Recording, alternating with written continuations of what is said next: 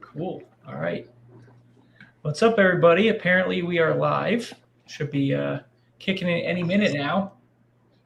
Welcome. Great. Love it. Welcome. Thank you. Awesome. Thank you, Here Andrew. for it. Excited to do this. And as people kind of come in and are watching, we'll see how this goes. But like I said, it'll be recorded. We can work this around and pick out our good sides and good bits. But very excited to chat. Today's theme is going to be largely Mexico 1970, the Mundial, World Cup 1970, which I know very little about, which is why I'm excited to have both of you guys here with us. And as we get started, I'll just make a quick introduction to everybody watching, see who we got. So I'm Andrew from Because Futbol, from Philadelphia originally, but in the last year and a half, been around 20 countries, exploring the game, cultures, and communities, and sharing those stories on Instagram, on YouTube, through our podcast. And so through that, part of that journey now is we're working on this road trip to the World Cup documentary series to go to each host city of the World Cup, that's 16 in North America, and tell the story of the soccer community, the soccer culture in each of those places. So along that journey, not only have I met Colin as part of that and an Icarus Cup, but also Soren, who's in the bottom here, and he's got his great piece. He's going to be one of our experts on World Cup 1970 in Mexico. But a quick introduction to tell you who these guys are. So we'll start with Soren, from Denmark originally, Liverpool fan, and Soren, I'll let you fill in some of the cracks in a minute. Liverpool fan, played at a very good level, then came to the U.S. to study astrophysics. 14 years of the Smithsonian Harvard Center. I think I got that somewhat right, in Cambridge, Mass. So you're outside of Boston studying stellar structures and collaborating with NASA, all these things. But then in the back of all that brilliance is this love of art, this creativity and curiosity. And so now you've been putting more of your time and energy into art, and especially this World Cup series, which we're excited to get into. And then on the other side, bringing also a global background of soccer experiences, Colin Martin of the Footy Travelers, originally from South Jersey, now Denver, Colorado. And we're going to talk about Mexican footy as well with Colin, as he's experienced the game there. We have a fun surprise, and we're looking forward to experiencing it firsthand pretty soon. And we'll talk about that experience that we've got going on. But first, guys, bienvenidos. Welcome to the live stream. Gracias, amigo. Gracias. Thank you so much, Andrew. We're excited. So, but I'm excited to get into this, Soren. I think that's what we got to start with here. And so tell us a little bit about this World Cup series you've been working on, and then into this piece in particular for Mexico 1970, man. Yeah, thank you. And thank you for the nice introduction. Just to take off on that, yes, I played a lot of soccer in my youth, but science took me from my home country of Denmark to the U.S., where I was doing science for 20 years or so. But now I'm a full-time artist and doing all kinds of art. But I started this series about the World Cup because of my passion. I actually had done a whole other series of art about the game of soccer. Mm-hmm. So to look at why is this game, the most popular, the uniquely popular game on every continent and in every culture?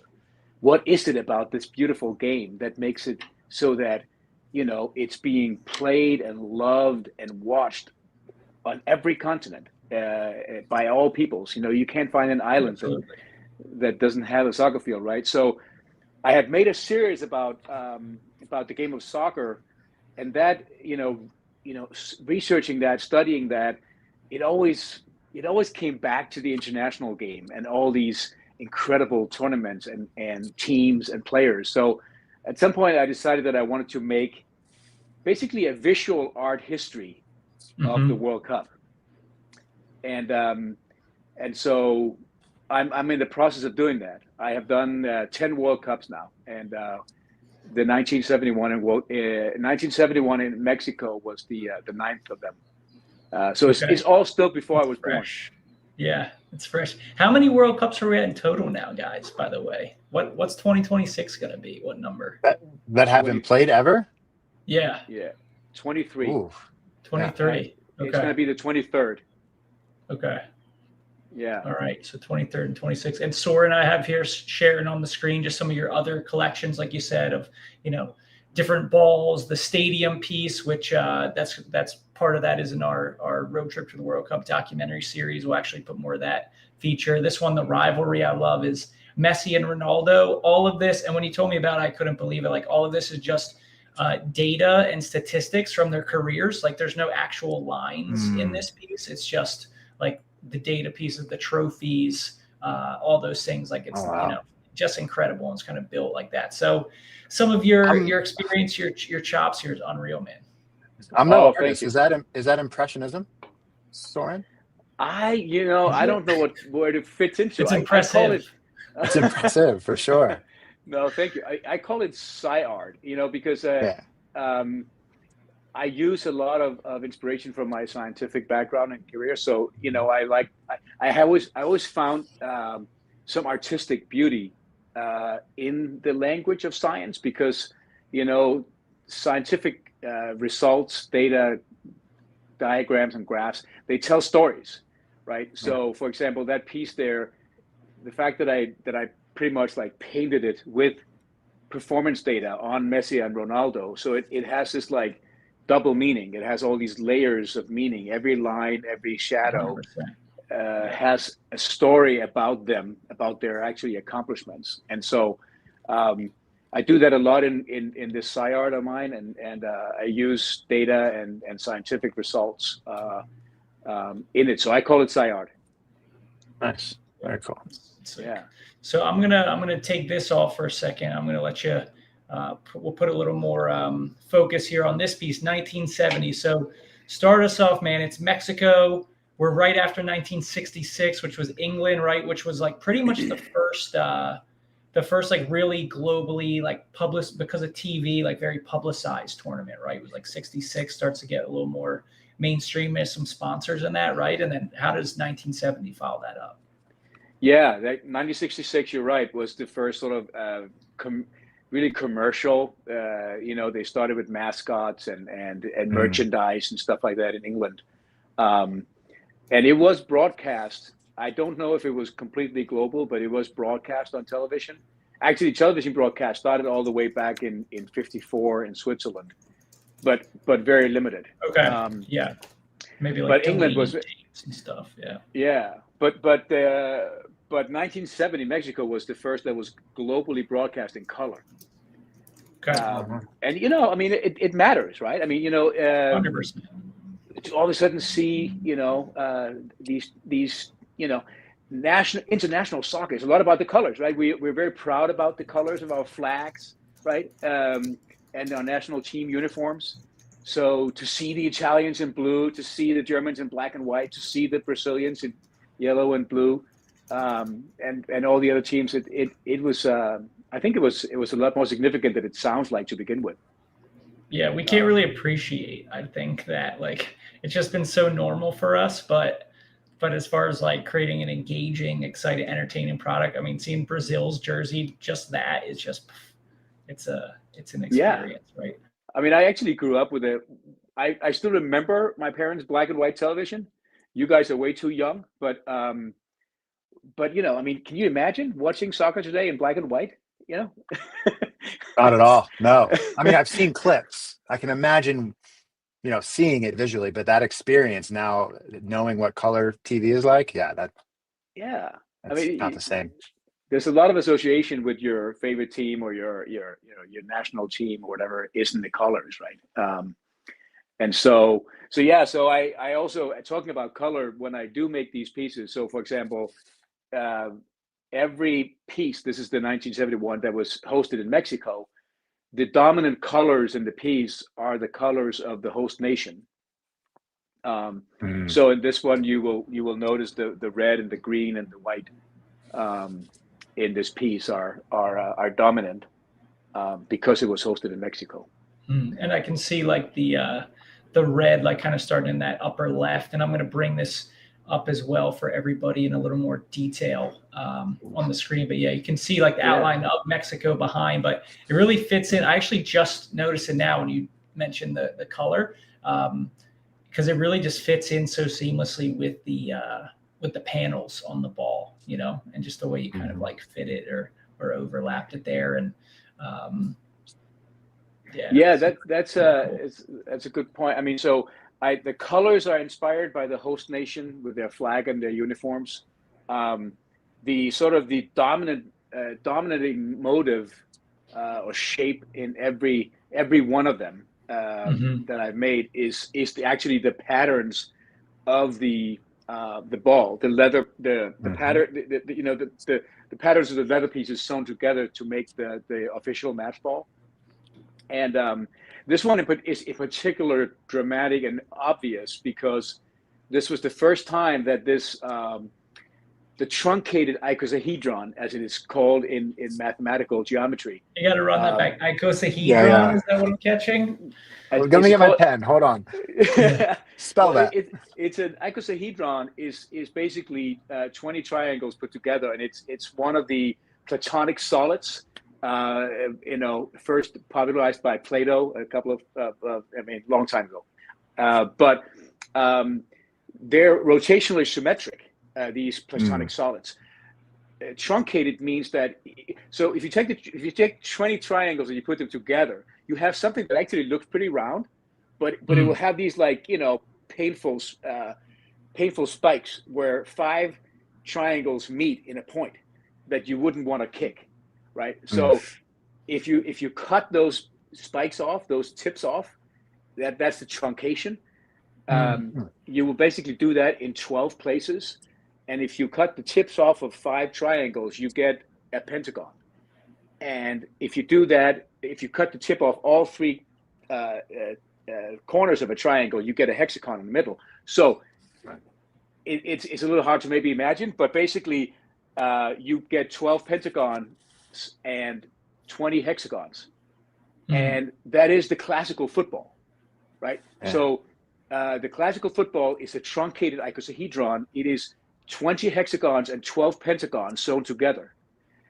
Now, it's counterintuitive to people that wasn't invented by Adidas, right? Because Adidas became the official World Cup ball, basically starting back here in 1970. This was called the Telstar.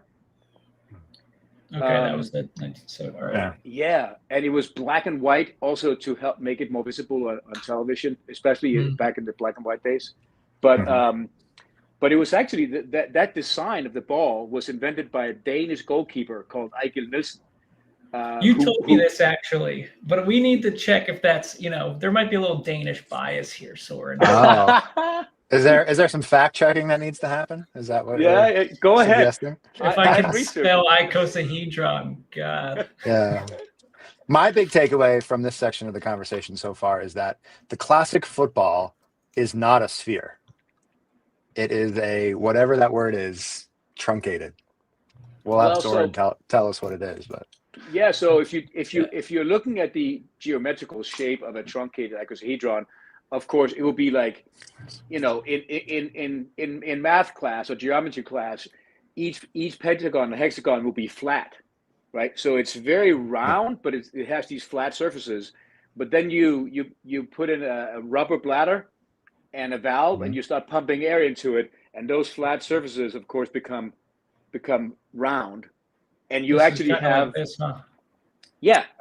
Look at that. It's on the Wikipedia. Yeah. Okay. I mean, and that's what it looks like when it comes like kind of flat, right in the mail. It's got creases in it, seams. Yeah. Well done on the research there, Andrew. Cool. Man, thanks, on the fly.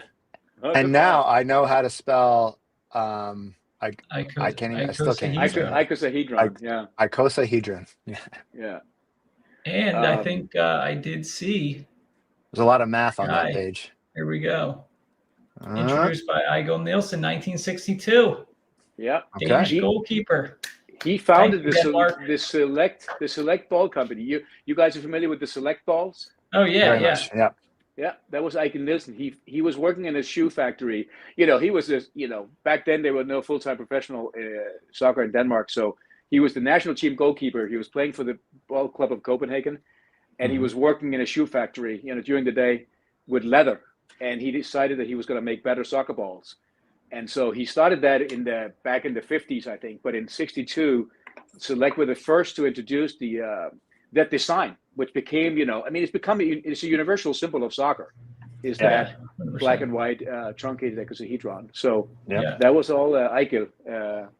And back we are, what's today? 25 years in a day since he passed. So thank you, Igo. Whoa. And next week is his birthday. So oh, wow. Yeah. there's some connections, some date connections here. But there was this great picture of him. He was a good guy. So the reason Adidas, of course, started making them and all the other companies is that Eichel did not want to patent it because he felt like everybody should have access to the best possible soccer ball. Yeah. Love that. Yeah. Amazing. Cool. Thank you, Igo. Listen. All right. Is that him? Yeah. And then, Andrew? Yep. I think that's him making a flying save. It comes up when I Google it. Yeah. Did he also start the trend of keepers wearing hats when they needed to?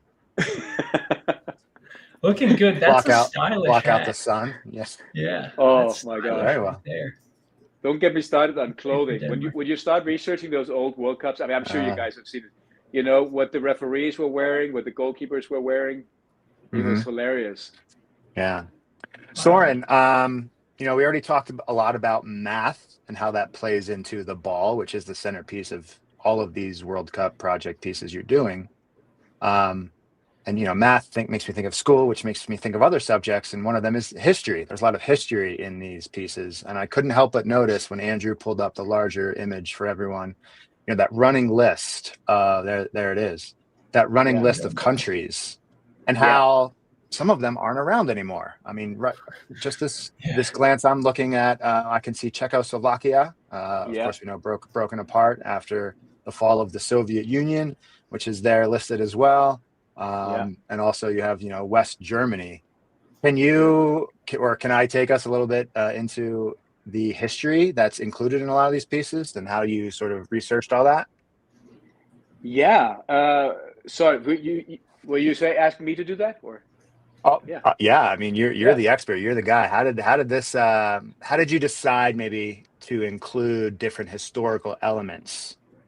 Well, thank you. For that question. So it's really a historical art project for me, right? I mean, I'm very passionate about soccer, but what is so fascinating to me about the World Cup is that because, again, like we talked about before, because soccer is such a global game, the World Cup of soccer is very intimately connected to world history, to global events. And did I lose you guys? Are you still with me? We're still here. Yeah. Okay. No, all right. We're here. It's just me being fancy with the presenting here. Okay. So you're in focus. So it's the World Cup is so intimately connected to world history. Like you just said, with the whatever happened geopolitically, global events, it always had an effect on the World Cup, right? If there were civil wars, invasions, conflicts, natural disasters, and so I always include not only, of course, the participating countries, the finalists, but I always try to include some historical context as well. For example, there was a really interesting thing that happened between Honduras and El Salvador. So El Salvador had his debut at the 1970 World Cup, and when in the qualifying games between Honduras, there was a lot of tension between Honduras and El Salvador because of immigration across the border, land grabs, political tensions and conflicts between Honduras and El Salvador. Mm-hmm. And they were in a very tight qualification battle. So they played 3 games, and the third game was actually on neutral ground in Mexico City. But because of all these tensions, when El Salvador ended up winning, they actually decided to go to war against Honduras just a few days later. They invaded, and it was a very brutal and violent episode. It only lasted for 100 hours. So it's referred to as the Futbol War. Yes. 100-hour war. Yep. Yeah. Yep. Yeah. Um, I have to mention this real quick, shameless plug, but a while ago when the Footy Travelers were taking a podcast production break, we took a break for the winter, but we presented other podcast episodes that we really enjoyed listening to as listeners ourselves. yeah. And I have to shout out the Everything Everywhere podcast, who did an episode on the football war and explain that in great depth, but very succinctly in 15, 20 minutes. So anyone who wants to learn more about the football war should go to the Footy Travelers podcast feed and look for, I want to say it's episode 58. But we present the Everywhere, it's Everything Everywhere podcasts episode. So shout out to them for letting us share that. But yeah. Very cool. Fascinating story. Yeah, it's a fascinating story. Yeah. I'll definitely check that out. I wish I had known about it when I was researching this piece. Yeah, touche. Yeah. But yeah, so I always try to include some history, some historical events, something that shaped, that had an effect on the actual World Cup. So yeah, the world has changed a lot, and this was sort of at the beginning of the decolonization as well. So a lot of new countries also started appearing on the world stage. Israel qualified for the first time. The African nations had the first guaranteed spot in 1970. Before that, Africa had to, they couldn't directly qualify for the World Cup, an African nation. That's interesting. Morocco was the team that qualified. Yeah. Somehow that doesn't surprise me, knowing Morocco's recent success in history. Yeah. They're doing very well on the world stage. Yeah. Looks like they lost two, but they did tie one. They tied Bulgaria, I think. Yeah, they're both teams' last matches to get a point in Leon. It's crazy. I'm looking here. I'll share with everybody. I'm looking at the Wikipedia for the 1970 World Cup, and you look at. So I think there were 5 host cities. Let me find it. Venue. Yeah, so there were 5. So we had Mexico City and the Azteca, which Colin's definitely we're going to dig into in a minute here. Guadalajara, which is also a host city for this upcoming World Cup, and then Puebla, Toluca, and León were included. And you see, the Azteca is massive. Capacity 107,000 is insane. That's got to be one of the biggest in the world. And then you have these smaller ones, but it actually shows the attendance game by game, and for that Bulgaria Morocco game, you have 12,000 people. 12,000 for West Germany, Bulgaria, and then you go to the Azteca, and it's 108,000 for Mexico, Belgium, 107,000 for Mexico, Soviet Union. So it's crazy, the difference in experiences teams and fans must have had based on the place. Guadalajara in the 50s and 60s, which is good, but then León again, tiny. So I don't know. It's just that was when I was looking here was kind of sticking out. In one tournament, imagine almost 100,000 person swing when it comes to attendance. Pretty wild. Yeah. This is a really tangential and nerdy question, Andrew. But can you go to one of those Mexico games played at the Azteca real quick? Who are they playing against in one of those games? See. They had first 0-0 against Soviet Union. Soviet Union. Then you got Belgium down there too at the bottom of the page, right? 108,000.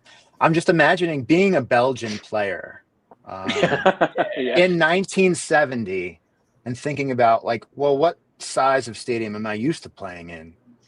And then going and playing in an 108 person stadium. And on top of that, a Mexico home game. That's just from a player's perspective, that's got to be massively intimidating. I'm not surprised that it weren't able to score a goal, I guess, for Belgium, but. Well, and in reference to your T-shirt, right? Could imagine Uruguay in the Maracanã. They estimate there were over 200,000 people at that game. Yes. And it's of course everybody was standing. But yeah, and to keep your head cool and play in that atmosphere. 100%. I'm curious right now what even the population of Uruguay was in 1950 for the American A. Yeah. I and then couldn't compare think. I mean, now I think it's about 2 to 3 million. Yeah, I think it's about 3 I million can't imagine now. it was like one, No. probably 1.5 maybe. Yeah. We have the internet's telling me 2.25. Yeah, 2.25 million. So 2.25 million in Today? 1970. I mean, that's just 1950. that's like yeah. That's like 1% of your whole population is Yeah. in that stadium. Yeah. Wow. And speaking of that, for these games and some of these things, Soren, we see also, I noticed Pele right here's outlined. This is like, and I didn't realize this was Mexico in 1970, because if I think of a photo of Pele, I think this is like the iconic photo to me. Yeah. I feel like the most Mhm. common. And so tell us the I'm sure you researched this moment, and if you guys can see, like, I wish I could zoom a little more, but you just see the level of detail, like in Pele's shoulder, like here, where like the middle of the ball is like there's an outline of a player. So I see somebody. There's another. It looks like a goalkeeper down here next to like the number 7. You can't see, like, we've got the Brazil crest and the trophy itself in this middle part. And that's the Jules Remmett version. That's correct. Yeah. The original, right? Yeah. Yeah. No, it's important to me to this is primarily visual art, and so it's not like a poster, for the World Cup. It's like it's a piece of visual art where you can go exploring and keep finding things. And so so the sort of the key players from the tournament are all in here. I mean, obviously there are many fantastic players that are not in here, but always the Golden Glove, the Golden Boot, the Golden Ball, and I always pull in an extra player because there's so many to choose from, that made a real impact. And so in this case, Jairzinho, who you were just referring to, Pelé had jumped up, in the arms of Jairzinho. He was just an unbelievable tour de force on the Brazilian team. He scored in every single game in that World Cup. Jairzinho did. So he's number 7 here. That Pelé, and I believe that scene was when Pelé scored the first goal in the final against Italy. Okay. I could be wrong about that, but I believe that was the moment. Okay. Here's a question for you. Was that the first time Brazil had met Italy in the final? Well, they beat Sweden in 58. Okay. Yeah. And they played against, who did they play against? Andrew is much faster than me on the keyboard. In 62, the 62 final, they played, I think, Czechoslovakia or something like that. Yes, Czechoslovakia and Brazil. That's what I found. Yeah, nice. Well done. Yeah. Okay. Yeah, you say Brazil and Italy meeting in the World Cup final. Of course, my mind goes to '94 here in the States. That whole PK shootout. Baggio, of course, that rat tail. Yeah. What a player, by the way. Memories. Yes. What a player Baggio was. Anyway, that's going forward. But yeah, so this might be the first time they met Italy in a final. Of course, Italy had won 2 earlier World Cups. They won the 34 and the 38 before the war. Right. I noticed a particular name highlighted in red, kind of to the viewer's right of center, Mueller for West Germany. Certainly not Thomas Mueller. No. Recently came over to the States. He was the predecessor. Yeah. Any relation? No, I don't think so. I don't think so. But pretty Gerd common Müller, name. Yeah. But Gerd Müller was he was a goal machine, a real striker. I mean, he lived his life in the box, and just an amazing goal scorer. And he scored 10. He's the Golden Boot for the 1970 World Cup. So he's here. He's in the picture. He's here in this part of the picture. But yeah, he scored 10 goals in 6 games in the 70 World Cup. And so all the results, by the way, all the results of all the group games and all the knockout games are in every picture. So with the goal scorers, so what you're seeing is that for the Golden Boot player, I always highlight his goals. Nice. So, against Morocco, he scored here. That was 1. Then he scored a hat trick against Bulgaria. Müller here, 3 goals, and another hat trick against Peru. So now you're up to 7 goals. Then he scored against England in the quarterfinals.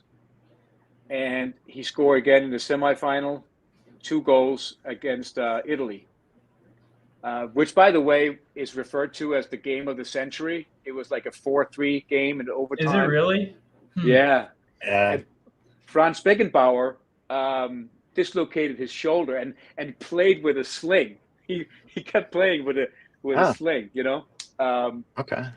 So it's insane that Muller had 10 goals, and I was just reading there were only 95 goals scored in the whole tournament, so he scored more than 10% of all the goals in the tournament, just himself. And to do it probably in less games than the modern era, right? Like, how many games were there in the 1970 World Cup? So he would have played 3 group, and then quarters back then? straight to quarters. Yep, 4, 5. Yeah, and then with the third place, he didn't even score in that one. So really, he was averaging 2 goals a game. Wow. So I put the statistics in here, so I should be able to find it. But I always put in here the number of games, the number of teams, and the average number of goals per game. And where did I put that here? Here it is. So 16 teams, 32 games, 95 goals. So 2.97 goals per game.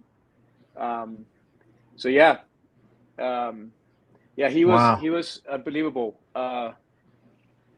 So he was the German player, Gerd Müller, and then the Uruguayan goalkeeper, Mandzukic, was also an incredible goalkeeper. Did they even have a Golden Glove? Did they do the Golden Glove then? No, they did not. That's a good point. So what I'm doing, the Golden Glove, the Golden Ball was not even official at this point. It was pretty much just the Golden Boot that was official. I mean, because that's the you can't whoever scores the more goal. I don't think there was a trophy for it, but it's obvious who it was. But a lot of experts working with FIFA, etc., have gone back and sort of retrospectively selected who was the best player, who was the best goalkeeper for the old tournaments. Cool.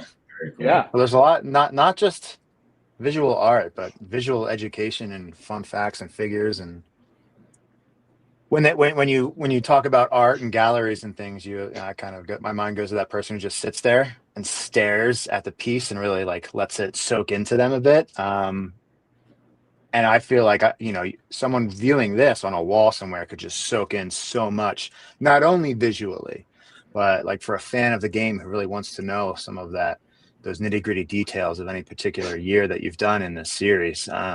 There's a lot to find here too, and that's. I'll admit, I went on to the website beforehand. We had this conversation. I saw one of your videos on YouTube, and it was just like a fun little scavenger hunt that I found myself going on and looking for different things and just enjoying myself discovering little tidbits and pieces of these pieces. So, yeah, I mean, I'm really glad you're saying that, Colin, because that is exactly what I'm trying to do. I mean, I want it to be. I want it to be not completely obvious, and I want people to go on that work for Easter egg hunt and find things and be reminded. I mean, neither of us were alive, right? So we can't. It's not like memories, but to many people, when I've been exhibiting some of these earlier works, and people in their 70s, come up to me and start talking. They can remember it. They were watching it. When I talk to my dad, right? I mean, he can remember this very vividly. And so each picture is supposed to sort of allow you to relive and recall a World Cup tournament.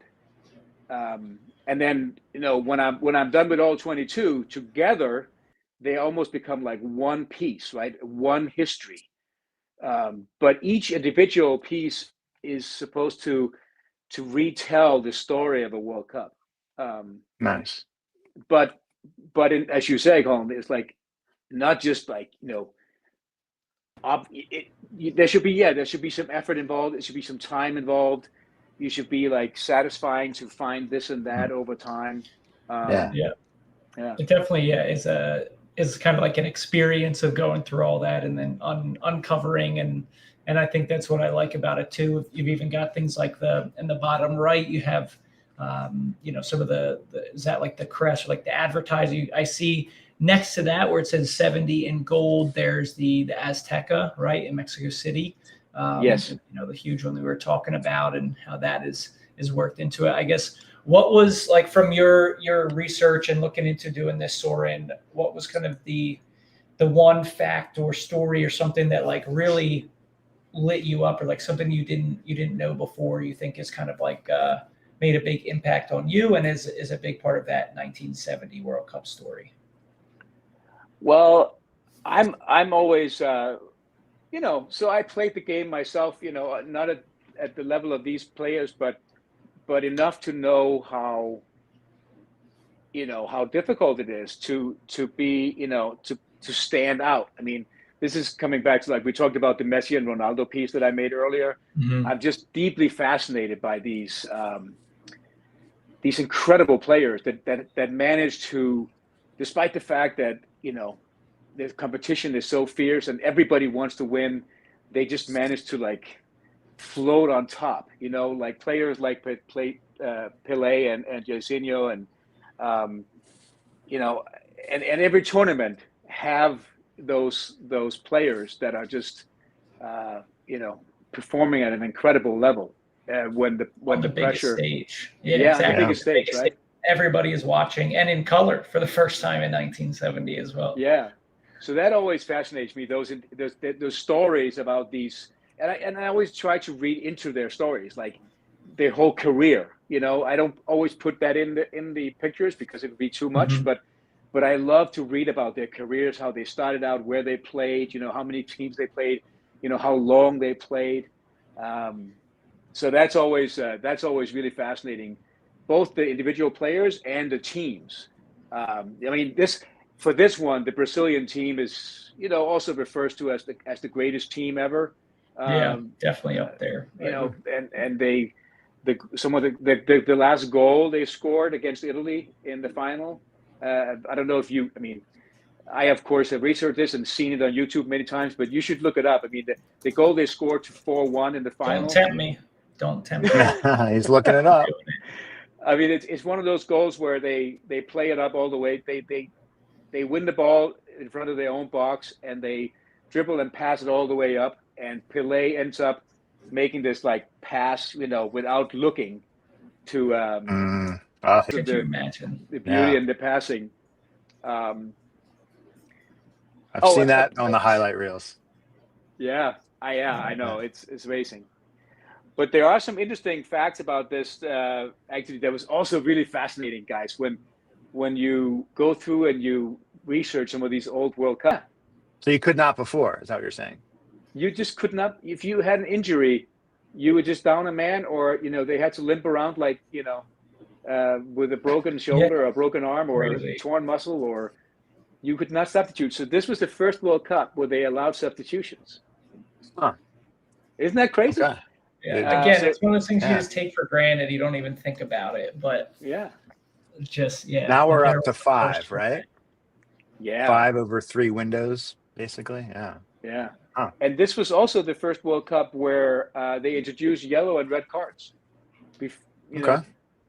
Any prior World Cups and any, it had started probably at club level and national level in the intervening years between 66 and 70, but it was because of, it was triggered by some crazy, games, especially in 1962 in Chile and in 1966 in England, where very, very violent physical games where the referees lost control completely. And of course, they didn't necessarily speak English, or the referee didn't speak the right language, or and the players refused to leave, and they had to call police onto the field and escort them out. That's wild. Police escorts because players won't leave. I've heard about that in some of like the old Libertadores and the Intercontinental Cup back in the day and stuff. Or men's Sunday league, just that's what I associate it with. Yeah. Or maybe that's just the league I play in. I don't know. No, but it was there was especially a game against England and Argentina in '66 where the Argentinian had 2 players sent off, but they refused to leave until the police came onto the field. And in '62 there was a game called the Battle of Santiago between Chile and Italy. That, I mean, again, Andrew is fast on his fingers, but there are some incredibly violent acts in that game that is not even that fun to watch. So it was like a disgrace, pretty much, of a soccer game. But and the referee in that game, I think he was called Ken Astern or something. He lost complete control. He was the inspiration between the yellow and the red cards later on, just based on traffic light. Like yellow, you're about to go, and red, you're out. Off you go. So Battle of Santiago '62. Yeah. When it's like they were really like throwing punches, and I mean a regular tackle. You look, the standard for a foul and a card back then was so unbelievably high. It was like you pretty much had to, really. The guy's got his arms up, like, what's going on here? Well, exactly, because there was no caution, right? So it was just, it was just built up until you see fist fights. The little punch thrown there. Does he then fake the ankle injury? There it is. Yeah. Well, the puncher but my ankle was kicked. Yeah. Is that how diving originated? Yeah, that was a flying kick to the face. So some of those events led to the introduction of the yellow and the red cards, but the 1970 was the first one, and I put in here, as you might be able to see down in the left corner for you, but I put all the yellow cards. There were 33 yellow cards given down here, and no red cards. Wow. But Soren, even that, like that small little detail that, someone without the knowledge ahead of time seeing that might just take for granted as, a visual design choice. But it's not just a uncontemplated choice. There's deep thought that goes into it, and the number of them, and the fact that it's yellow, and it's, as you said, it's an Easter egg, So yeah. Wow. Thank you. I mean, but and that's actually going to be well, you can do it yourself if you start researching the yellow and red cards, starting in '70 going forward. And I won't even tell you. I'll let you find out yourself. You'll be very surprised to see at the evolution of yellow and red cards from '70 till today. Maybe you won't be surprised. I was very surprised at the numbers. All right. But again, I'm gonna keep putting that in to the pieces as I go, so that people that come and see these pieces someday in a museum or in a gallery can find that, and say, holy moly, look at that evolution, look at those trends in the number of yellow and red cards over time. Okay. And then you can start thinking about why is that? Why did it, change so much? Right. I don't mean to be secretive about it. We can talk about it if you guys want, but it's really interesting to see the evolution in the number of yellow and red cards throughout the decades. If we kind of look like big picture, Soren, I know that, on your website, which we've got the link to, you do offer prints of all of these. So, up till now, the 10 that you have done, and we got 13 more coming before 2026, before June rolls around, we think. But what's kind of your hope for like being able to share this? Is it, maybe being able to partner with people to do events and have some of these here? Is it, people to commission you to have big prints? Like, long term in a place? It's something around the game or a hotel or what? Like, kind of, what is your hope with being able to share and like connect with people through these pieces? That's not just on a screen here. Yeah, no, my hope is that I have many hopes for it. First of all, it's timeless, right? So I'm hoping to be able to do something by next year. The ideal thing would be that these things could be exhibited in the host cities, so that when hundreds of thousands of fans comes traveling into the host cities in the U.S., Canada, and Mexico, they could, in between games, right? They could go and have this like fine art cultural experience about the World Cup. So I'm trying myself to reach out to see if I can reach out to host city local organizing committees. Yeah. I'm also going to try to reach out to like civic and public institutions in the host cities, like mayoral offices, libraries. It has been pitched to FIFA through the Boston local organizing committee, but FIFA hasn't responded yet. But yeah, the short answer is I'm hoping. Yeah, I know. I feel like really a lot of that stuff's last minute. Just be ready for a yes, and then. I hope so. Yeah. I mean, I hope so. What do you think, Colin? What comes to mind where you can see this fit in? Because I had sent you, Soren, some ideas of like maybe you could collect. I feel like there's going to be, clubs like youth clubs or local clubs that have adult teams. All these that are going to be doing watch parties or events, or there's going to be 100%.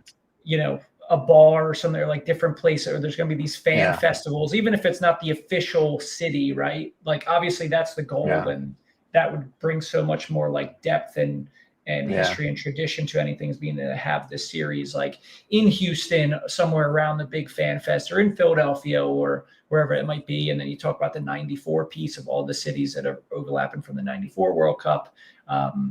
We'll see what we can do, Colin, when we're in Mexico City, and maybe get some context for you to have them down there for the 70 and 86. But Colin, what else comes to mind for you, man? Or I'm curious, anybody watching, like if anybody's included, like leave a comment. Where do you think would be a good fit to have of one of Soren's pieces? Can people throw comments into the YouTube live stream? They can. Tell us your ideas, everyone. Let's get these pieces of Soren's into somewhere into the fan culture and the fan experience of World Cup 2026. I know. I'm thinking about FIFA and the fan fests, and maybe for some reason that's blowing my mind why they wouldn't want this already. At those events, maybe they want their own sort of like branded stuff. I get that, but if everything they say is true about how they want to bring football to everyone in the world and have it be like a game for the people, having a fan provide and share not only this artwork but this knowledge across the history of all the World Cups. I know if I'm Infantino, I'm buying, Soren. I want this in every host city, as you suggested. Well, but so the challenge is, I appreciate, of course, the comments. The challenge is to like have the conversation like we're having here right now. To introduce people to it, right? Because every time I have that chance, people get really excited. But to get through to these people, to get through to the people that can make decisions about stuff like this, and get a chance to present it to them, that's my challenge. So because I'm emailing, I'm reaching out, I'm trying my best, but it's hard to get through to these busy people. I feel you. Well, another idea that comes to mind is maybe. That's the top level, right? It's FIFA. It's the organizer of the World Cup. But below that level, but still at a high level, is I'll call them fan leaders. People from each country, and we'll call them supporters groups, even though they're for countries and not clubs. But fan leaders and leaders of supporters groups for these international teams that maybe we'll just say the French national contingent of fans is traveling and they want to have a watch party event and they want to share the history and artwork that you have at one of those events. It's kind of like kind of these subgroups that are still sort of prominent and have a broad reach that might be a good idea to connect to. And I hadn't thought about that. That's interesting. Yeah, we've connected with groups like that and people like that through our work and our travels and experiences. So maybe it may be a group of people we can connect you with. But yeah. I hadn't thought about that. I didn't know. I mean, I don't know how official they are. If they have leaders and chair people and phone numbers. Oh yeah, and emails. They do. For sure they do. Yeah. Right? Yeah. Okay. Yeah. There's a guy actually I met. He's in Hartford. He's a Hartford Athletic fan, and he's one of the heads of one of the Chile fan groups. So you can see like the 1962 piece fitting into that. So again, maybe that's another option, or they want to buy some pieces to display around those events and stuff. I think would be really, really cool. And so you could get involved and man, you just got to keep going. I think LinkedIn could be a decent one because that's where you might actually get in front of some of those decision makers if you can connect with them and just keep sharing what you're working on. Could be something because I've been doing the same thing, with our documentary series. It's like, how do you get access? How do you get connected to people that everybody wants to talk to right now? So it's not easy, but I think like Colin said, like it could be last minute, but you just kind of keep plugging away and looking for those opportunities, man. Because the work is awesome, and I can't wait to see. Like I couldn't imagine being in like a gallery or in a an event space or an outdoor fan fest and it set up with a tent or something. You got the screen somewhere, but then your work is kind of almost like these like accents, these punctuation pieces around. That would be like really, really awesome. Yeah. I'm thinking of these different activations. Sorry to cut you off, Soren, but before I lose this idea, different fan groups will have different activations of space, just tangentially to where the World Cup games are happening, the stadiums and the fan fest areas. I think of like American Outlaws for USA. I think of Pancho Villa's Army for Mexico. I don't know if Canada has a semi or even truly official, supporters group.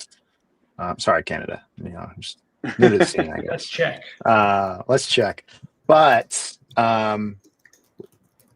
an example, going back to Qatar 2022, I remember both the U.S. Soccer Federation and the Mexican fan groups had fully standing for the length of the tournament activated spaces where you could go like every night, and there was a bar there. It was corporately sponsored. They showed games. To Andrew's point, the watch parties. There's something here. Yeah. If you want, I feel like this stuff is going to find itself at the World Cup next summer. So, well, I mean, and I these are a lot of good ideas, interesting ideas. The other thing that I hadn't mentioned is that, these are actually digital, right? So they're digital pieces that you're looking at a high quality and large print of it right now, but there is the potential here to do some digital, almost like an interactive or digital display version of this exhibit.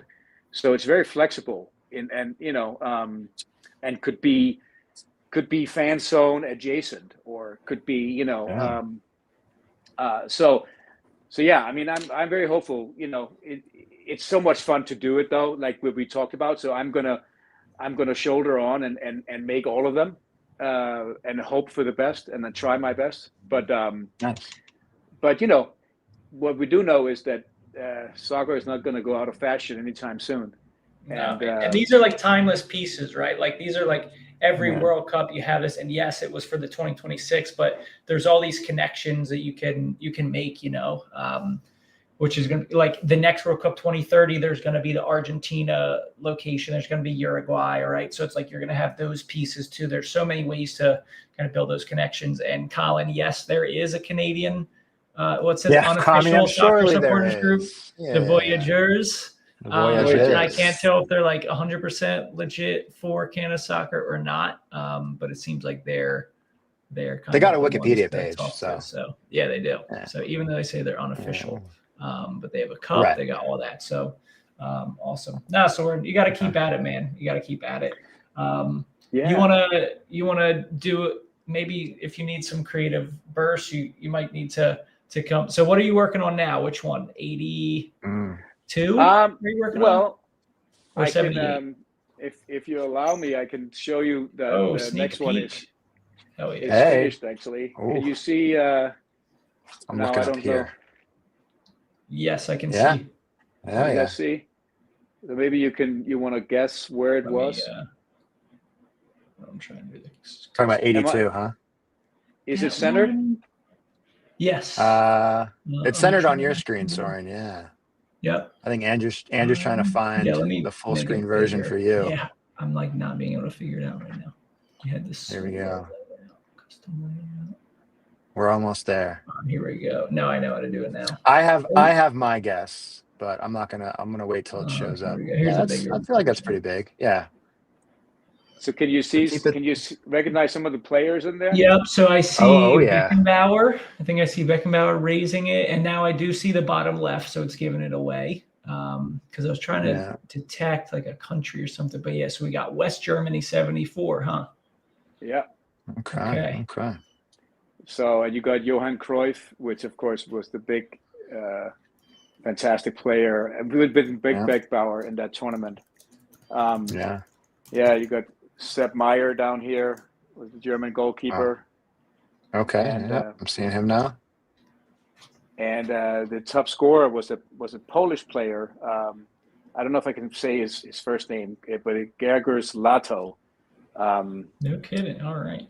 Yeah. Before there was Lewandowski, there was Lato. Yeah.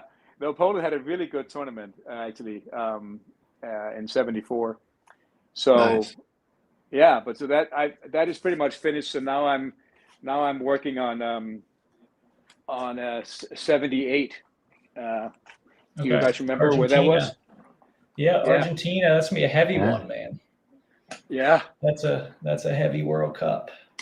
And in '78, and that's the first one that I remember. And again, I'm older than you guys. So what was so special to me visually about the '78 tournament is that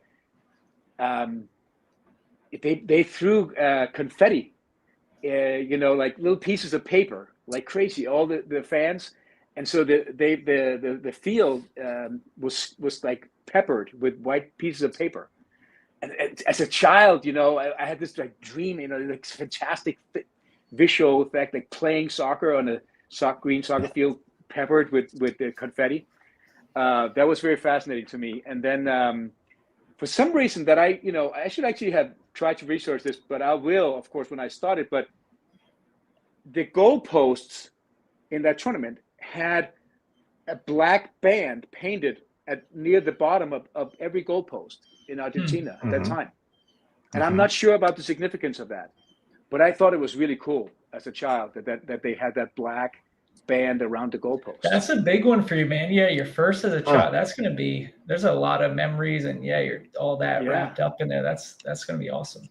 Well, when you get to the 86 one, if you need some in-person research, I think it's time, Colin, that you get to take a little center stage here. And Soren, I know you've got a call. Sure. So you can go. But yeah, 86, when we talk about World Mexico again, and obviously the hand of God is the shirt you're wearing, Soren.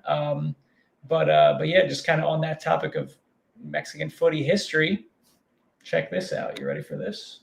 Oh, I'm ready. I thought you were going to say you were bringing up 86. I thought you were going to introduce me as that, that was the year I was born. Oh. Yeah. Oh, look at this. Yeah. You shall and should come to Mexico with us. There it is. And I can't do any music or anything, unfortunately, but here we go. Yeah. So talking about all this Mexico makes you excited. I will be there. Colin will be there very soon. Soren, you want to come? We got how many 2 rooms left? There are 2 bedrooms left in Casa de Aventuros. I'm not even saying that. Aventureros. Yeah, working on the Spanish. It sounds very tempting. Yeah. But yeah, we're going to go and head down to Mexico City this coming, call it Halloween weekend. Call it Dia de los Muertos weekend. Yeah. But the Footy Travelers are putting together a trip to Mexico City. It's a weekend we've done in the past. But we're inviting friends to join, or friends of friends, and just good people, good footy travelers overall who want to join us. But yeah, 2 Liga MX games. We have, I want to say it's Club America versus Leon on the Saturday. I think you're right. And then the next day would be Pumas versus Tijuana. So yeah, I can show that. Yeah. Yeah. Of course, that whole weekend. Yeah. Go ahead. Yeah. I was just gonna say that whole weekend is going to be the Dia de los Muertos weekend. You're going to see a bunch of ofrendas and the parade, and just kind of get to experience that cultural event firsthand, along with, of course, the footy and the food. So, wow. 2 bedrooms left. Anyone's watching this has been telling themselves to get to Mexico City. Why wait until World Cup? Yeah. That's all I'm saying. When is it again, Colin? Yeah, so the trip will run Thursday. We plan to arrive Thursday. It's 3 full days, right? Like it's a at the end nice long weekend trip. Yeah.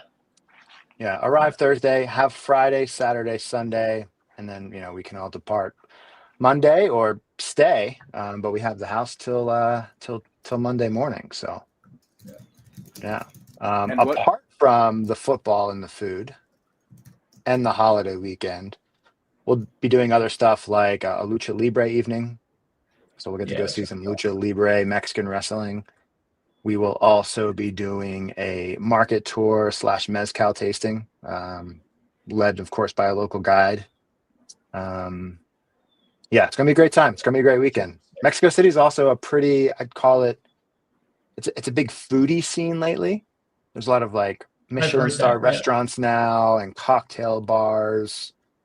So one of our dinners is going to be a nice group dinner at a lovely Mexican restaurant in either the Roma Norte or the Condesa neighborhood. We have two restaurants vying for the spot. You guys did a version of this before, right? So like you guys have seen you've done these tours, right? You've been to some of these games. I am saddened a little bit, but it's out of Footy Travelers' hands. The Azteca is under renovation, so unfortunately, hopefully we just can go to it or maybe go by, but it's still under construction for the World Cup. But one thing I think about this is some people thinking like, hey, this or the World Cup, or maybe both, if you want to get it. Like I'm looking at it as a taster kind of for the World Cup, and also because I booked an Airbnb for Mexico and some of those games like almost a year ago. So I've been trying to get them cheap and like ahead of the game. I don't have anything else because I've never been to Mexico before, but I'm excited to go with you guys because correct for the World Cup. Yeah. Okay. But I'm excited to go with you guys because like you've done it and seen it, and so I don't really have to think about planning. I love to travel, but like it's really nice that you guys are going to be doing all that for us, and also been there and seen it, so like kind of what's good and what we're going to be able to enjoy. Yeah, this is no need to think about it. This is a brilliant idea. I just love the idea of how you combine the soccer experience with all the other cultural and food experiences. Right. Yeah. That's kind of that's been our MO. I think when we started the Footy Travelers, obviously we are ourselves former players and fans of the game. But it was our very first World Cup experience back in 2010 in South Africa that really opened our eyes and sent us on this journey of not only realizing for ourselves, but trying to get other people on board with the idea that, I'll pontificate a bit, but in a world where there's so many ways to divide ourselves and argue over different things like football, soccer, football, calcio, whatever you want to call it, universally. And I think, Soren, you kind of mentioned this earlier on in the stream, but like it just brings people together. Yeah. And I think it offers you a window into other people's cultures and day-to-day life experiences. And so when we go and travel, it's not just the game that we appreciate and want to go experience. We want to go experience the day-to-day, try to understand why certain cultures, fan cultures, or just cultures in general, are the way they are and where they came from and what's the history behind it. And very much like your pieces, Soren. What are some of those background layers that help tell the story? So the trip like one we're doing in Mexico is just an example of that. So Yeah, I mean, it's so integrated into the fabric of society, right? The game, the teams, and the memories, and the fan culture, so that it's a perfect starting point to enter into a community. Right. Yes. I mean, you immediately have like 100 friends. Exactly. Or Right. in Azteca, 107,000. Thank you. Yeah, no, Thank but, you. I mean, Thank you. You can't talk to all 100,000, but you just go to a local bar and you watch the game, or you go see the local team, and you're immediately accepted into society, because the game does that, right? It's a way to connect. Absolutely. You could call it, the universal language. You could call it a great connector. You could call it a conversation starter. But whatever it is, it brings people closer together. So, I guess, the older I get, the more I sort of value that. The more I want to connect with people and experience different things, not only, either by myself or with my friends, but like just share that experience with others, and encourage more connection across different groups, different cultures. And I think, in my personal biased experience, soccer, football is the way to do that, 100%. Universally. So it's cool. When was why that we're trip here. again? Yeah. Colin?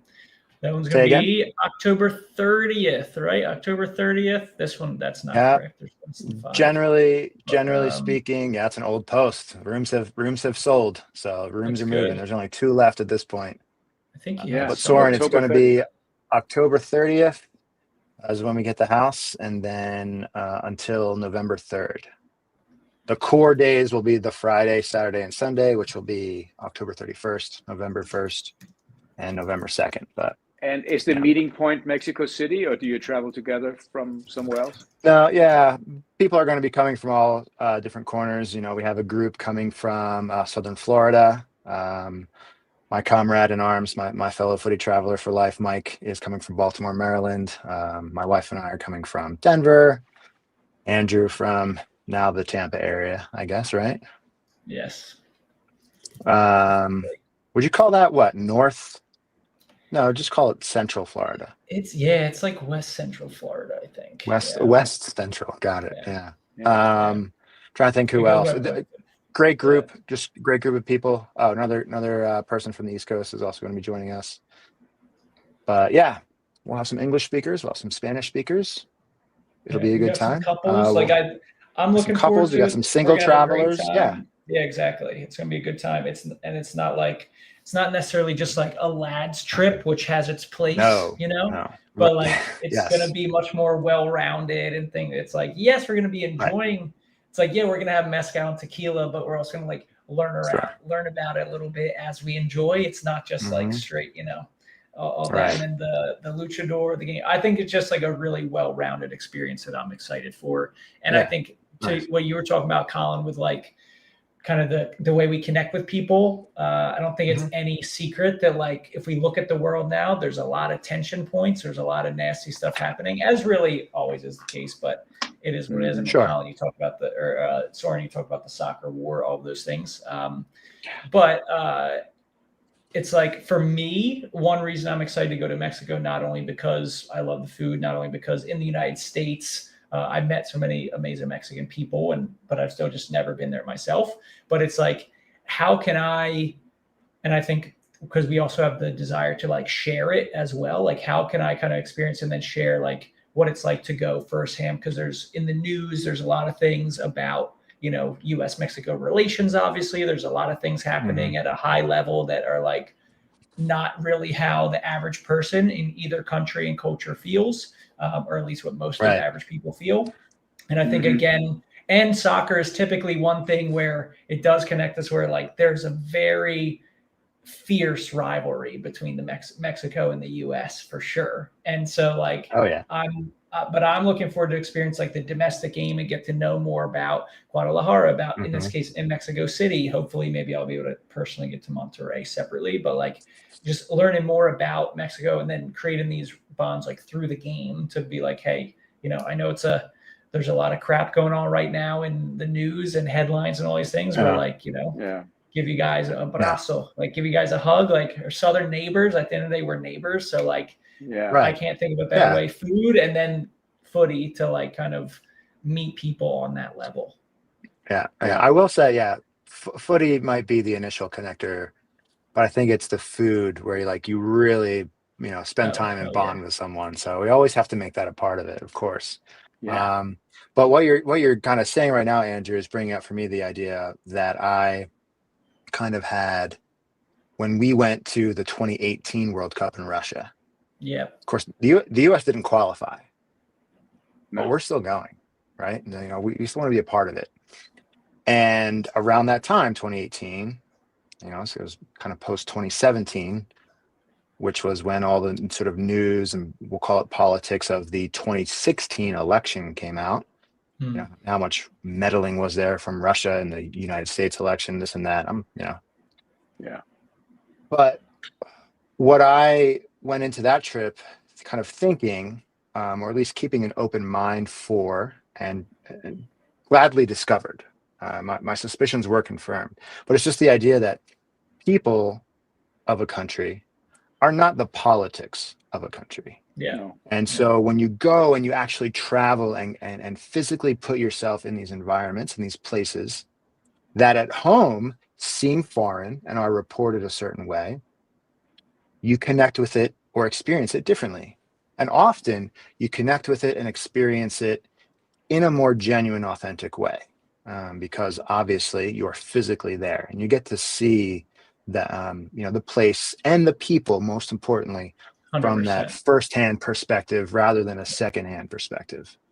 And so that's another little piece I think that's really important to us as the Footy Travelers. We use football and soccer as that initial sort of push or catalyst for these trips. But it's the travel and the trips that are really the important piece of it. So 100%, man. Yeah. It's a beautiful idea, Colin. I love it. Cheers. Thank you. Yeah. Yeah. Sir, you gotta come join us sometime, man. Maybe we can set up a Denmark trip. Well, I have let's go. Mentally noted October 30th. I'll talk to Mission Control tonight. Yes. What's their name? What's their name? Yeah. I have mine. Yeah. But I definitely and in the future I'm sure it's not the last one. I'm really sorry though, guys, because I'm kind of late for my. I know you gotta go. It's all good, man. It's all good. Sorry, this just flew by. I know, wish awesome. I could stay for another hour. This was so much fun. When you have 86 ready, heck, even 78, whatever. Happy to keep having you back, man, to talk about it, because love your passion, love your genius, love your style, and whatever we can do to support, man. So again, would everybody, love to do it again. Yeah. Talk about the game and the history and the people. So yeah. Thank you so much, guys. Yeah. Thanks, Soren. Yeah, absolutely, great to hang out and chat. Hope to do this again Likewise, soon. brother. Yeah. Okay. Take care, man. Thank you. See ya. Yeah. Andrew, I can hang for a few more minutes too if you wanted to chat, but I wanted to say thanks for just throwing that ticker down there at the bottom if anyone's watching and is thinking about the trip and maybe wants to get a little discount on it. There might be Soren might be in, so there might only be one room left. Actually, there might only be one room left. Got to get it. But yeah, you can use Andrew's Because Football discount code. Try to get you 10%. Well, not try. We will. We'll get you 10% off. And join us. Yeah, experience the beautiful game with a good group of people in Mexico City, one of the World Cup 2026 host cities.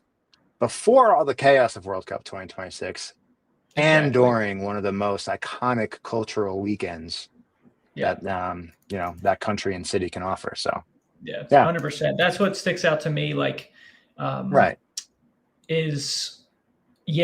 World Cup will be cool, but for the experiences you guys are going to have, it's like, and sure, if you want to go, you can. I feel that the trip is like a very reasonable rate as well for what you guys are offering. And for what's essentially a long weekend, and most places still that we got like 2 months out. Still, I think you can still get pretty good flight rates. Even with it being Day of the Dead weekend, which is a big draw, but like you guys have a lot of the part, the accommodation, all that figured out. And it's like, already Mhm. catered to us, like you guys are doing on the planning. So you guys just book your flight, show up, have a good time. That's what I'm really excited to do as somebody who loves to travel but always plans their own stuff. So I'm Yeah. gonna be spoiled. I'm gonna be spoiled by you and Mike Yeah. taking care of everything. Take the stress out of it for sure. Yeah. And I will say there's kind of like a double benefit of the fact that we're going. It's not like this isn't a trip where you're going to like go through a travel agent and book stuff and then go and experience it on your own. The Footy Travelers will be there. Yeah. So again, we've done it before, and we're going to be there to just guide you through the weekend. We're organizing everything. So you'll kind of have built-in guides. We're also working with local people to help us around for different activities and events. For the market So there's tours local and guides. everything. Yeah. I will say, extra plug, we're hooking up with a local guide for the Club America game. There's going to be someone we know down there who's going to just walk us through that experience. So that'll be good. Cool. But yeah, the fact that we're going, like, we want to make it affordable for ourselves too.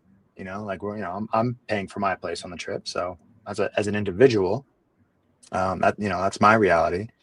Yeah, we want to keep it accessible for people so that they can just really enjoy and not have to worry and stress about all the tangential things that come with all the traveling. So exactly. Can't wait. Yeah.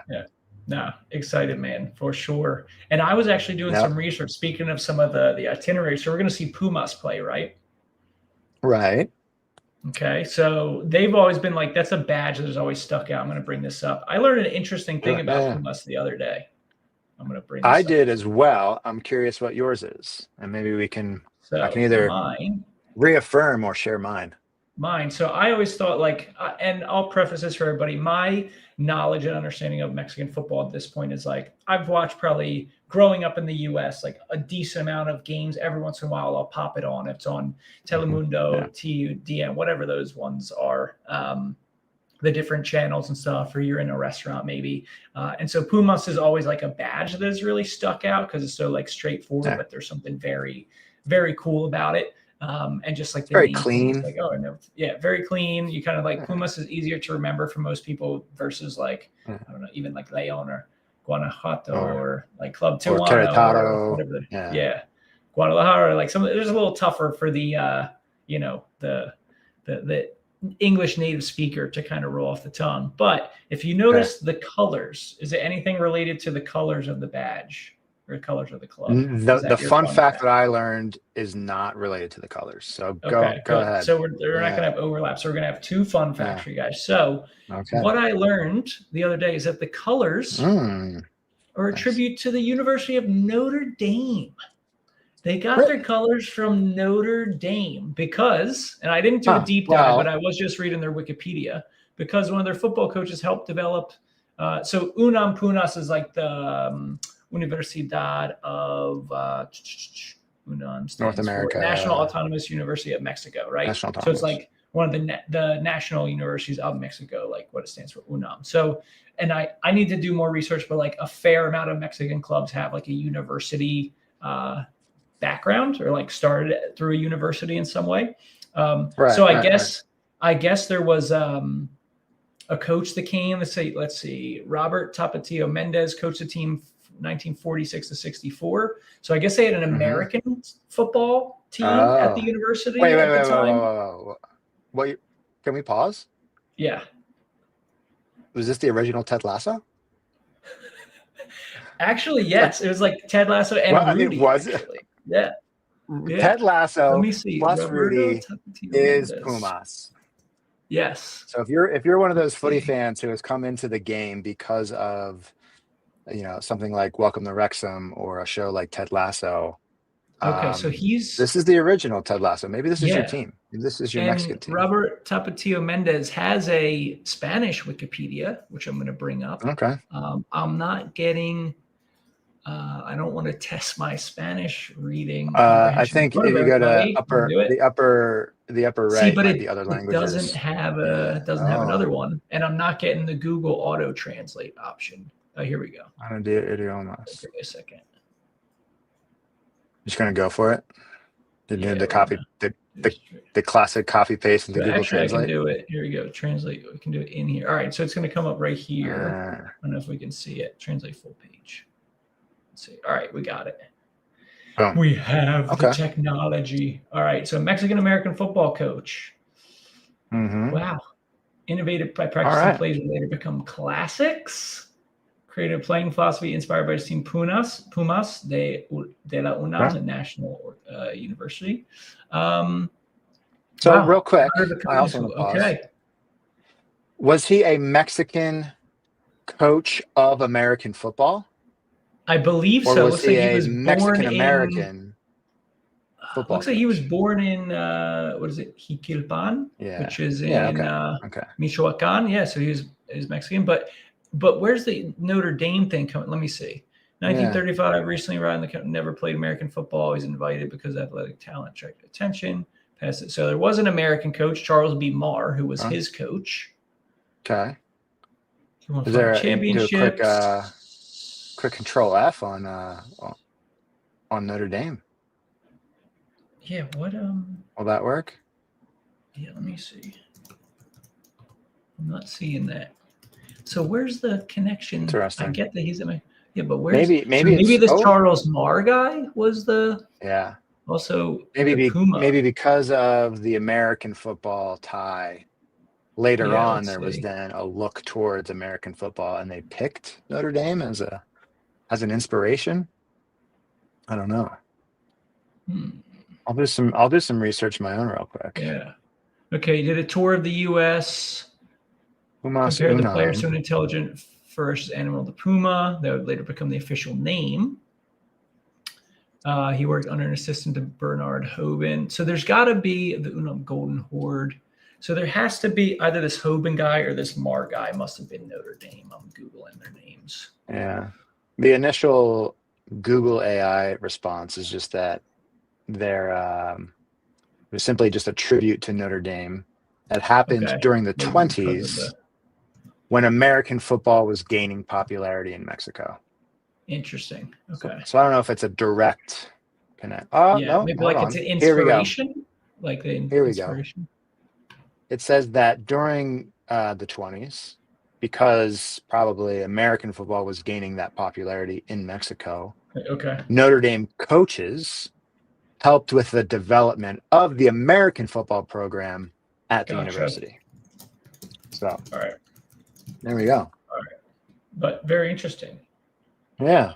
Okay. So that's your fun fact, huh? Yes, that's my fun fact. So Pumas' colors come from Notre Dame, Fighting Irish. So there you go. Because both entities were universities and they had that connection through sports.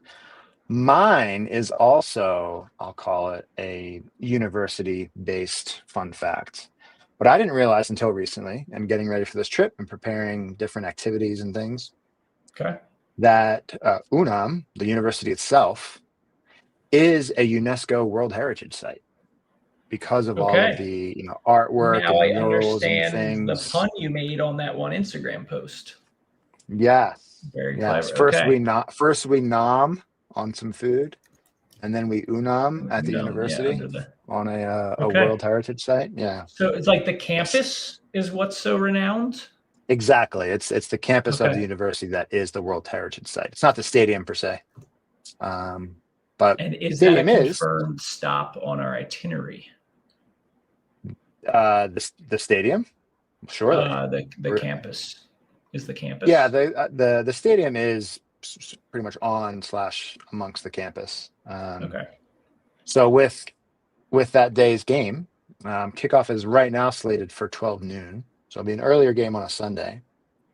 But we could go early, maybe have some breakfast and pregame somewhere and just kind of stroll around the campus before going to the game itself. So yeah. Depending on how the Club America and food tour, or Club America and Day of the Dead parade goes. We got to keep Sunday. The previous day, the previous night. Yeah. Who knows?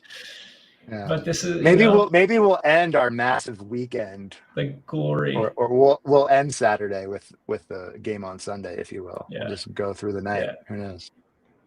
It's been done before. But this is stunning. I'm looking at this. Here's a nice big version of it.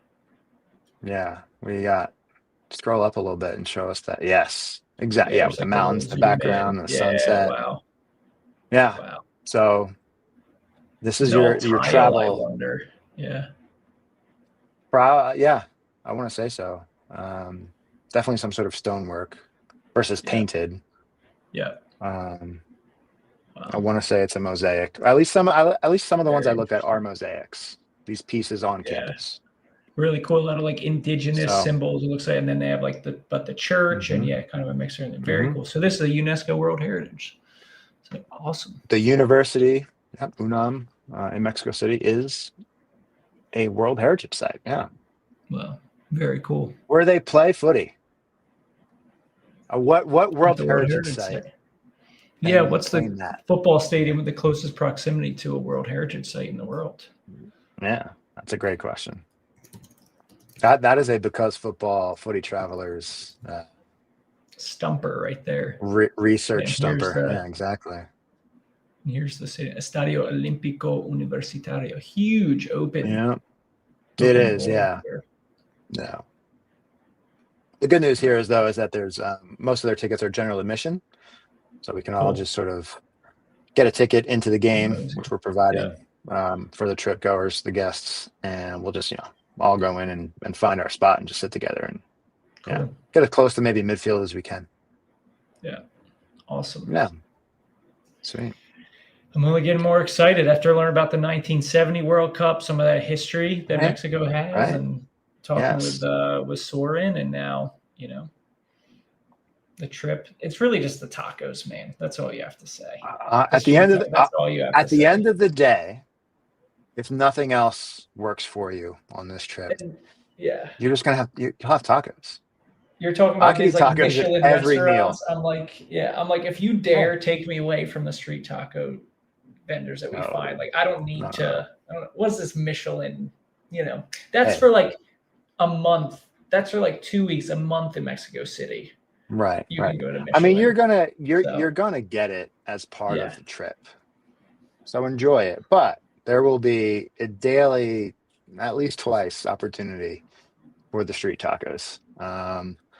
Lucha Libre experience is going to come with tacos and beer and mezcal and stuff beforehand. The Marketor obviously is going to have that. Yeah.